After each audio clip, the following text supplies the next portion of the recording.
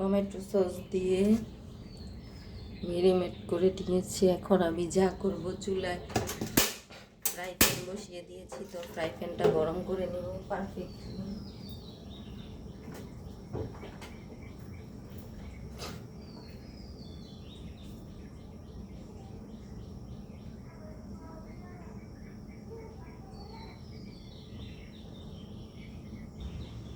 তো পারফেক্টলি গরম হয়ে গেছে, এখন ঢেলে দিচ্ছি সয়াবিন তেল।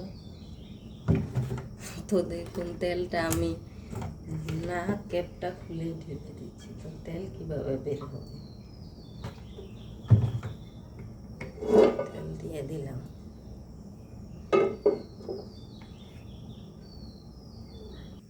তো দেখুন পারফেক্টলি গরম হয়ে যাওয়ার পরে তেলগুলো এক এক করে আমি মাংসগুলো দিয়ে দিচ্ছি। প্রথমে আমি লেগ পিস দিয়ে দিলাম।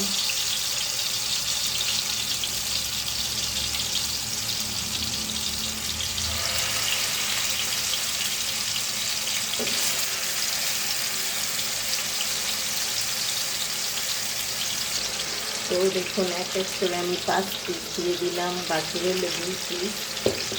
তো এখন এগুলো ভালো করে খেয়ে দিলাম।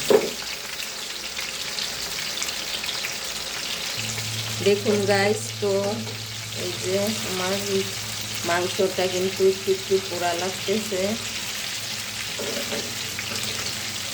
এই যে দেখুন সবগুলো একটু উল্টে গেছে।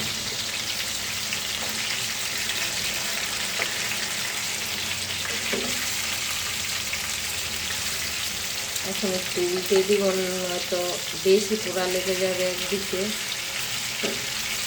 এটা কিন্তু বারবার উল্টে পাল্টিয়ে দিয়ে বানাতে হয়।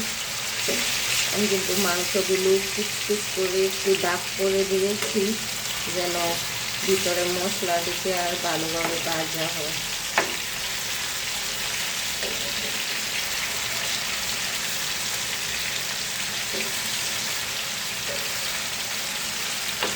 চাইলে আমি এই জায়গায় 7টা পিস দিতে পারতাম, কিন্তু 7টা পিস দিলে আমি ভালোভাবে হবে না, তাই ভাবলাম অল্প দিয়ে ভালোভাবে করি।